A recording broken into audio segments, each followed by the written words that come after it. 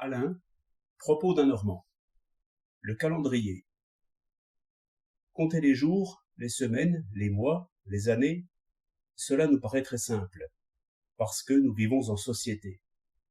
Partout où nous portons les yeux, nous voyons quelque horloge dont l'aiguille découpe le temps en petits morceaux. Nous avons dans notre gousset une montre, que nous consultons machinalement. Ainsi, jamais notre imagination ne se détourne du temps qui s'écoule. À chaque instant de la journée, nous savons où nous en sommes. Et quand nous nous réveillons la nuit, tout de suite nous pensons au temps et à l'heure. J'ai une montre, une pendule et une horloge qui font tic-tic, tac-tac, toc-toc, comme si mon temps était tissé de plusieurs fils. L'horloge de mon voisin a une grosse voix, et met d'heure en heure comme de larges fleurs sur cette tapisserie. Du reste, elle avance d'un quart d'heure, je sais cela. Pour les jours, c'est un peu plus compliqué. Nous n'employons guère de montres qui comptent les jours. Mais tout le monde les compte, et de mille manières. La bourse de la ménagère est une espèce de machine à compter des jours, car l'estomac ne se laisse point tromper, et l'on n'oublie pas de manger et de boire. La bourse du fonctionnaire est aussi un bon compteur de jours. C'est comme un sablier qui laisserait couler de la poudre d'or, à mesure que le mois se fait. Tout caissier, tout commerçant inscrit les jours sur ses livres.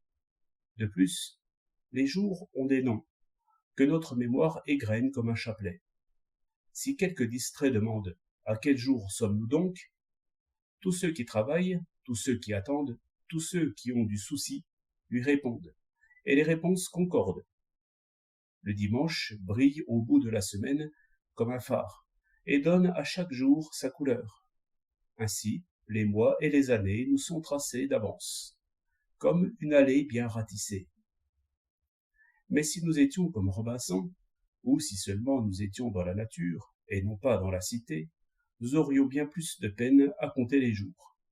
Car, à marquer un trait tous les jours sur une pierre, on risque de se tromper. La mémoire de l'homme isolé se perd dans ses propres scrupules.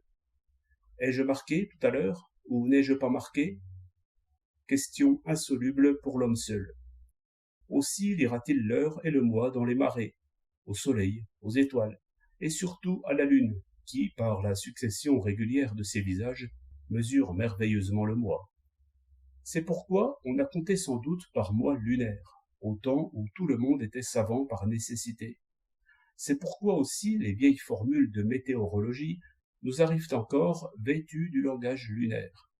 Et quand les paysans disent que la lune rousse est terrible pour les fleurs, ils veulent dire que le mois lunaire qui commence après l'équinoxe a des nuits froides. Mais ils ne disent pas que c'est la lune qui est cause du froid, et ils ne le pensent pas. Ils ne sont pas si sots. 5 mai 1908